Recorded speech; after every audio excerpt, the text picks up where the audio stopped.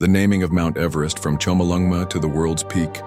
High above the clouds where the air thins and the earth touches the sky, stands the tallest mountain in the world.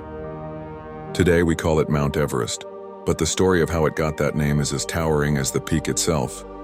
And before we climb into it, remember, history always has hidden summits waiting to be uncovered, so stay with me to the end and don't forget to like and subscribe to Yahweh Stories. 4. Because this is a journey worth every step. Long before the British ever laid eyes on it, this mountain was sacred. In Tibet, it was known as Chomolungma, the goddess mother of the world. In Nepal, people called it Sagarmatha, goddess of the sky.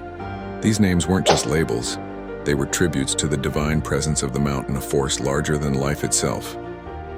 Then came the 19th century, when the Great Trigonometric Survey of India sought to map the land with mathematical precision.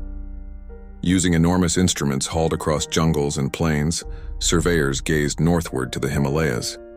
By the 1840s, they identified an unknown summit, Peak 15. It pierced the heavens higher than anything else they measured. The breakthrough came in 1852, when an Indian mathematician, Radhanath Sikdar, calculated that Peak 15 was indeed the tallest mountain on Earth. Suddenly, this remote peak became the center of the world's attention, but one question remained: what should it be called? The British Surveyor General, Andrew Waugh, faced a dilemma. Official policy said local names should be used, but Nepal and Tibet were closed to outsiders. Waugh claimed no single name could be confirmed, so he proposed honoring his predecessor, Sir George Everest, the man who had overseen earlier phases of the Great Survey. Ironically, George Everest himself objected. He disliked the idea, insisting his name was hard to pronounce and that the local traditions should be respected.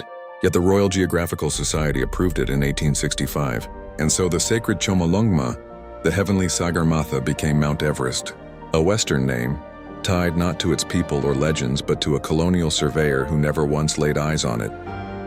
Even today, Everest carries this dual identity. To the world, a symbol of human ambition.